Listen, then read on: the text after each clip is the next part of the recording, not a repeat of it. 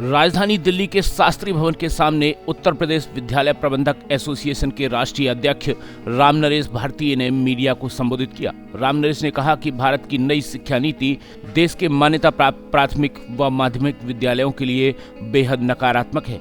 Association ने अपना सुझाव रंगनाथन कमेटी को दिया था कि देश के मान्यता प्राप्त विद्यालय जो विभिन्न संस्थाओं, ट्रस्टों आदि के द्वारा चलाए जाते हैं और जिनका योगदान लगातार 50 वर्षों से समाज के दलित, पिछड़े और कमजोर वर्ग को शिक्षा प्रदान करना रहा है, ऐसे विद्यालयों को महज 25 रुपए से लेकर 200 रुपया तक भी फीस नहीं मिल पा रही है। इनमें अध्ययन करने वाले बच्चों को किताबें, ड्रेस, मिड डे मील आदि की सुविधा नहीं मिल पाती है। इस प्रकार के विद्यालयों की संख्या देश में बेहद ज्यादा है, जो शिक्षा के स्तर को बढ़ाने में अपना पूरा योगदान दे रहे हैं। इस प्रकार के विद्यालयों को सरकार द्वारा वित्तीय सहायता दी जानी चाहिए।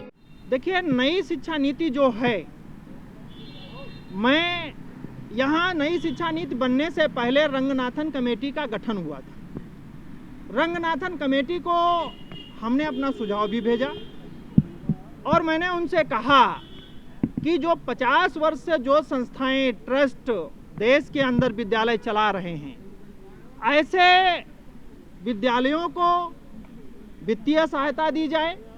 उनमें जो अध्ययन कर रहे बच्चे हैं उनको भी मतलब जो है ड्रेस, मिड डे मील आदि की सुविधा दी जाए। बल्कि सरकार द्वारा इस तरीके का नई शिक्षा नीति में कोई प्राविधान नहीं किया गया है।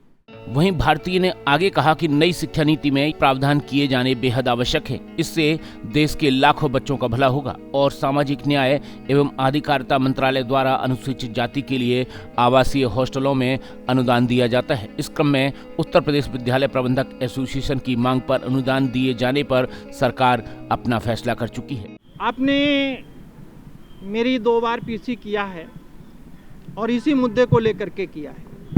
सामाजिक न्याय और अधिकारिता मंत्रालय में जो मेरी मांग चल रही थी, भारत सरकार को मैं धन्यवाद दूंगा, माननीय थावरचंद गहलोत जी को, अठावले जी को, प्रधानमंत्री जी को, कि उन्होंने फैसला किया है अनुदान देने का। इसके लिए वो बधाई के पात्र। भारतीय ने आगे कहा कि निजी स्कूल फीस के नाम पर अभिभावकों का शोषण कर रहे हैं, जिसे तत्काल समाप्त किए जाने की आवश्यकता है और केंद्र सरकार को इस पर अविलंब ध्यान देना चाहिए। आज मैं भर्त्सना करता हूं कि जब 2094 में हमने विद्यालय खोला था और मैं शिक्षा क्षेत्र में आया था, तो इन्हें गिने शहरों में कुछ कॉन्वेंट स्कूल हुआ करते थे, जहां पे हाई फाई फैमिली के लोग पढ़ने जाते थे। उसके बाद मैंने देखा कि 2000 में ऐसी बाढ़ आई कि जितने उद्योगपति थे उन सब लोगों ने गली और मोहल्लों में बड़ी बड़ी बिल्डिंगें बना करके विद्यालय खोल लिए। आज केजी का 2000 रुपये ले रहे हैं, हायर का 5000 ले रहे हैं। कोविड जैसी महामारी में मतलब जो है फीस नहीं माफ कर रहे हैं। ऐसे विद्यालयों पर सरकार को लगाम लानी चाहिए और नई शिक्षा नीति में एक समान व्यवस्था करनी चाहिए। दोहरी शिक्षा नीति ही समाप्त कर देनी चाहिए। भारतीय ने आगे कहा कि अल्पसंख्यक मंत्रालय द्वारा मदरसों को भी वित्तीय सहायता प्रदान की जानी चाहिए। भारतीय ने प्रधानमंत्री नरेंद्र मोदी और केंद्रीय मानव संसाधन मंत्री से मांग करते हुए कहा कि एसोसिएशन की मांग एकदम जायज है और इन मांगों को तत्काल प्रभाव से केंद्र सरकार को अमल में लाना चाहिए।